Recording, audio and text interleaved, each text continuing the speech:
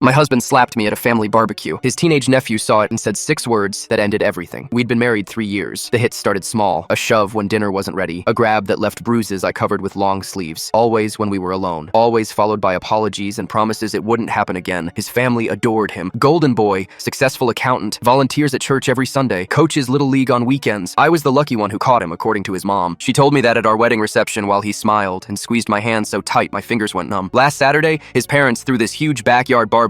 Must have been 40 people there. Aunts, uncles, cousins, neighbors, co-workers. The whole neighborhood could smell the grill going. Kids were running around with water guns. His dad was manning the cooler, handing out beers like he was running a bar. I was at the grill flipping burgers. My husband kept walking by, checking on me, making little comments. Don't burn those. Make sure they're cooked through. My boss likes his well done. Like I didn't know how to cook a burger after 3 years of walking on eggshells around him. Then I did it. I burned one. Just one burger out of 30. It got a little too dark on one side while I was dealing with the hot dogs. He saw it immediately, laughed it off in front of everyone, made some joke about how even the best chefs have off days. But when he handed me his empty plate for a refill, he grabbed my arm hard. His fingers dug into the same spot he'd grabbed 2 days earlier. The bruise was still yellow-green under my sleeve. He leaned in close, smiling like he was telling me something sweet, and hissed, "You're making me look bad. Get it together." I nodded, kept grilling. My hands were shaking, but I kept going. 20 minutes later, I ran out of patties. I told his mom I was grabbing more from the fridge inside. She waved me off, barely looking up from her conversation about her book club. I went through the sliding door into the kitchen. The AC felt good after standing over the hot grill. I opened the fridge, pulled out the package of frozen burgers. That's when I heard the door slide open behind me. He walked in, face red. That vein in his temple was pulsing the way it always did before things got bad. "What the hell was that out there?" he said quietly. "What was what?" "You burned my burger. In front of my boss. In front of everyone. It was one burger. I made you another one." "That's not the point." His voice was rising now. "You can't do anything right. One simple job and you screw it up." I tried to walk past him, back outside where there were people, where he couldn't do anything. He stepped in front of me, blocking the door. "We're not done talking. Let me get back outside. People are waiting for food." "They can wait." I tried to step around him again. That's when he did it. His hand came up fast. The slap echoed in the kitchen, hard enough that my head snapped to the side, hard enough that I stumbled backward into the counter. The package of frozen burgers hit the floor. My cheek was on fire. I could taste blood from where my teeth cut the inside of my mouth. I looked up, and that's when I saw him. Tyler, his 17-year-old nephew, standing in the doorway with an empty plate in his hand. He must have come in for more food. Our eyes met, mine probably wild and scared, his completely calm. He looked at me, then at his uncle, then back at me. Tyler didn't yell, didn't drop the plate, didn't gasp or ask if I was okay. He just stared at his uncle with this cold, steady look I'd never seen on a teenager's face before. Then he said 6 words, calm as anything, like he was commenting on the weather. "I'm telling everyone what I just saw." My husband went completely white. His mouth opened and closed. "Tyler, buddy, it's not.